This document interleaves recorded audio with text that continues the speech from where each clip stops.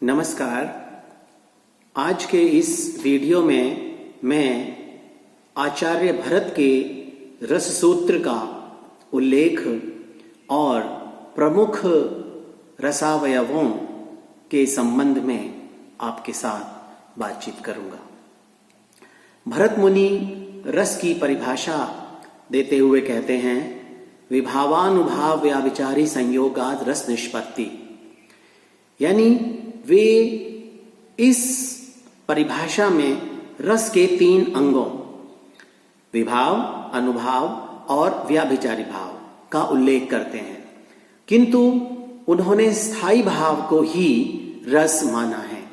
इस प्रकार आचार्य मम्मट ने भी रस के स्वरूप का विवेचन करते हुए लिखा है कि विभावादि से व्यक्त स्थायी भाव ही रस कहलाता है। इसलिए विभाव, अनुभाव, व्याभिचारी या संचारी भाव और स्थायी भाव रस के अंग हैं और इन्हीं सारे तत्वों के संयोग से रस की निष्पत्ति होती है या रस उत्पन्न होता है। भाव की यदि हम बात करें तो भरत के अनुसार मानसिक अवस्थाओं के व्यंजक तत्व को भाव कहा गया है। अमरकोश में मन के विकारों को भाव कहा गया है। वहां विकारो मानसो भाव ये कहा गया और 4 प्रकार भावों के माने गए, विभाव, अनुभाव, व्याभिचारी भाव और स्थायी भाव। भाव शब्द पर विचार करते हुए हिंदी साहित्य कोश के प्रथम भाग में लिखा है कि ये भाव इसलिए कहलाते हैं कि अनुभावों के वाचिक, सात्विक, आंगिक और आहार्य प्रदर्शन द्वारा ये नाटक के अर्थ को भवियंती अर्थात व्यंजित करते हैं। भाव का अर्थ कारण है क्योंकि यह भावित, रासित और कृत का समानार्थक है और इसकी मूल धातु भावय का अर्थ है परिव्याप्त होना। इस प्रकार जब विभाव और अनुभाव का अर्थ दर्शक के मन में परिव्याप्त किया जाता है तो इन्हें भाव कहते हैं। वस्तुतः भरत के अनुसार मानसिक अवस्थाओं का व्यंजक प्रदर्शन ही भाव है और इसी मौलिक शब्द के आधार पर विभाव, अनुभाव और संचारी भावों की स्थापना हुई। आगे चलकर भाव का एक विशिष्ट अर्थ और विकसित हुआ। धनंजय जो कि 10वीं शती ईस्वी में माने गए हैं, उन्होंने आश्रय की सुख दुख आदिक भाव स्थितियों के ज्ञापन को भाव कहा, जो नाट्यशास्त्र की परंपरा है।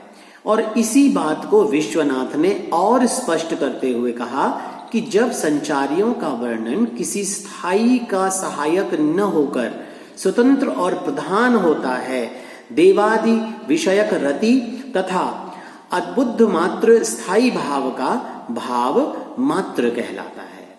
विभाव की यदि बात करें तो ये व्यक्ति या पदार्थ जो भावन्ते जना के मूल कारण हैं वे विभाव कहलाते हैं।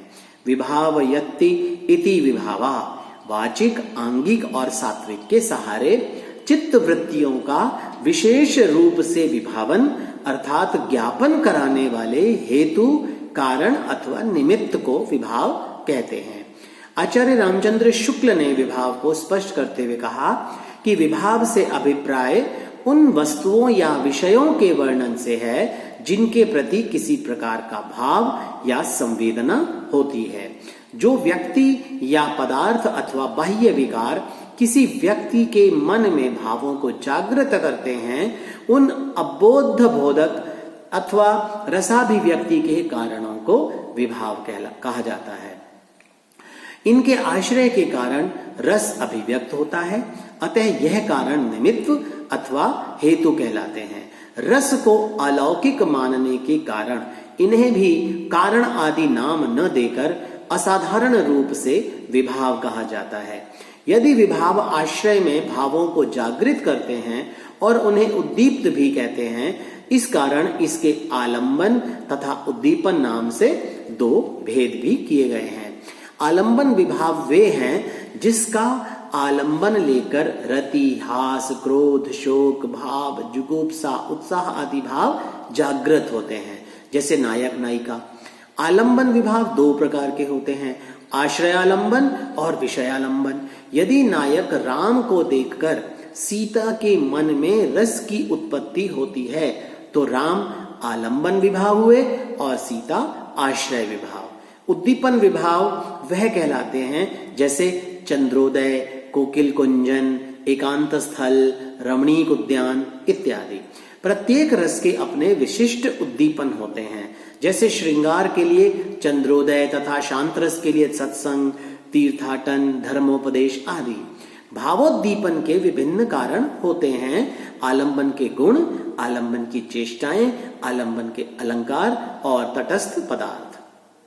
अनुभाव की यदि बात करें तो स्थायी और संचारी भावों के उदय होने के पश्चात जो शारीरिक और मानसिक विकार दृष्टिगत होते हैं उन्हें अनुभाव कहते हैं। अनुभावयन्तीति अनुभाव।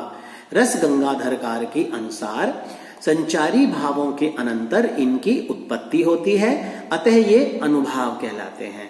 धनंजय अनुभावों को विकार रूप तथा भावों का सूचक मानते हैं। विश्वनाथ ने आलंबन, उद्दीपन आदि कारणों से उत्पन्न भावों को बाहर प्रकाशित करने वाले कार्य को अनुभाव कहा है। भावों को सूचना देने के कारण ये भावों के अनु अर्थात पश्चातवर्ती एवं कार्य रूप माने जाते हैं। वास्तविक पात्र के लिए कार्य रूप होने पर भी सहृदय के विचार से कारण रूप भी हैं, क्योंकि इन्हीं अनुभावों के सहारे ही वह पात्रों के भावों को जान पाता है। प्रत्येक रस के विचार में ये अनुभाव भी पृथक पृथक होते हैं। भरत मुनि वाचिक, आंगिक और सात्विक तीन प्रकार के अनुभाव मानते हैं। भानुदत्त इनकी संख्या 4 मानते हैं, कायिक, मानसिक, आहार्य और सात्विक। कोई कोई विद्वान इनकी संख्या 5 भी मानते हैं और 5 अनुभावों में कायिक, मानसिक, आहार्य, वाचिक और सात्विक। कायिक शारीरिक कृत्रिम चेष्टाएं जैसे कटाक्षपात, भ्रिकुटी भंग आदि। आंगिक क्रियाएं कायिक अनुभाव के अंतर्गत आती हैं। मानसिक अंतःकरण की भावना के अनुरूप मन में हर्ष, विषाद आदि की हलचल को मानसिक अनुभाव कहते हैं। आहार्य मन में उत्पन्न भावना के अनुकूल भिन्न भिन्न प्रकार की वेशभूषा धारण करना आहार्य अनुभाव कहलाता है। और वाचिक अनुभाव वाणी की उग्रता अथवा मृदुता वाचिक अनुभाव कहलाती है। सात्विक भावों से उत्पन्न अनुभाव सात्विक भाव अथवा सहज अंग विकार 8 माने जाते हैं, जैसे स्तंभ, स्वेद, रोमांच, स्वरभंग, वेपथु, अश्रु, वैवर्ण्य, प्रलय और जृंभा। इस अनुभाव का नाम सात्विक इसलिए है क्योंकि इनका अभिनय विशेष मनोवेग से संभव है और चित्त विक्षेप के साथ कोई व्यक्ति इनका अभिनय नहीं कर सकता। अंतःकरण के विशेष धर्म सत्व से उत्पन्न ऐसे अंग विकार को सात्विक अनुभाव कहते हैं, जिससे हृदयगत रस या भाव का पता चलता है। व्यभिचारी अथवा संचारी भावों की यदि बात करें तो भरत ने नाट्यशास्त्र में व्यभिचारी का अर्थ रस के संबंध में जो अन्य वस्तुओं की ओर संचरण करे किया है। इसी तरह धनंजय ने कहा है कि जो भाव विशेष रूप से स्थायी भाव की पुष्टि के लिए तत्पर या अभिमुख रहते हैं और स्थायी भाव के अंतर्गत आविर्भूत और तिरोहित होते रहते हैं, वे संचारी भाव कहलाते हैं। जैसे समुद्र में लहरें पैदा होती हैं और फिर से उसी में विलीन हो जाती हैं, वैसे ही रत्यादि स्थायी भावों में निर्वेदादि स्थायी भाव संचारी भाव उन्मग्न होते हैं और निमग्न होते रहते हैं।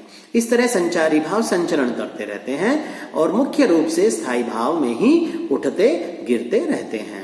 लहरों के उठने गिरने से समुद्र का समुद्रत्व और भी पुष्ट होता है। ठीक इसी प्रकार संचारी भाव स्थायी भाव के पोषक होते हैं।